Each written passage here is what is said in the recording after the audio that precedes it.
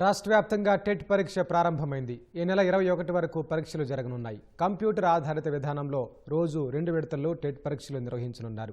ఉదయం 9:30 నుంచి మధ్యాహ్నం 12 గంటల వరకు టెట్ 1 పరీక్ష, మధ్యాహ్నం 2:30 నుంచి సాయంత్రం 5 గంటల వరకు టెట్ 2 పరీక్ష జరగనుంది. టెట్ పరీక్షకు మొత్తం 2,71,692 మంది దరఖాస్తు చేసుకున్నారు.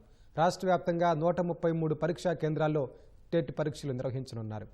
అభ్యర్థులను పరీక్షా కేంద్రాలకు గంట ముందు హాజరు కావాలని సూచించారు.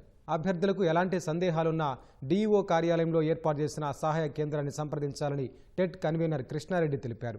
పరీక్షకు సంబంధించి 2026 జనవరి 2న టెట్ ప్రాథమిక కీ వెలువడనుంది. జనవరి 13న టెట్ తుది కీ, 19న ఫలితాలు విడుదల కానున్నాయి.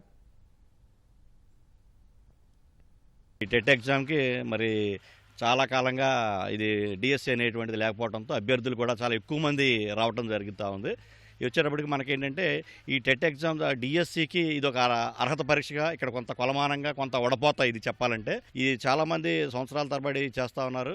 ఇది పోస్టులు అనేది తక్కువగా ఉన్నాయి. మరి గవర్నమెంట్ మార్పులతో కొన్ని పోస్టులు అధికంగా రావటం దీంతో మంచి ఉపయుక్తంగా ఉన్నటువంటిది అండి ఇది. తర్వాత ఈ టెట్ ప్రిపరేషన్ అనేటువంటిది వెంటనే కనుక డిఎస్సి కనుక ఇచ్చినట్లయితే ఈ ప్రిపరేషన్ డిఎస్సి వాళ్ళకు కూడా చాలా బాగా ఉపయోగపడుతూ ఉంటుంది. తర్వాత ఇన్ సర్వీస్ వాళ్ళకు కూడా టెట్ అనేటువంటిది పెట్టారండి. దీంతో ఈసారి బాగా ఎక్కువగా అభ్యర్థులు ఎక్కువగా రాస్తూ ఉన్నారు. ఇన్ సర్వీస్ దాదాపు 15 నుంచి 20 సంవత్సరాల పాటు సర్వీస్ చేసినటువంటి టీచర్స్ కూడా టెట్ రాయాల్సిన అవసరం ఈసారి ఏర్పడింది. గవర్నమెంట్ అనేటువంటిది ఇచ్చిందండి. ఈరోజు టెట్ ఎగ్జామ్కి అందరూ వచ్చారు. మేము గుడివాడ నుంచి వచ్చాము. మార్నింగ్ 6కి స్టార్ట్ అయ్యాము. సో అందరూ మంచిగా సక్సెస్గా రాయాలనే ఎగ్జాము మంచిగా క్వాలిఫై అవ్వాలని కోరుకుంటున్నాం అండి. Thank you.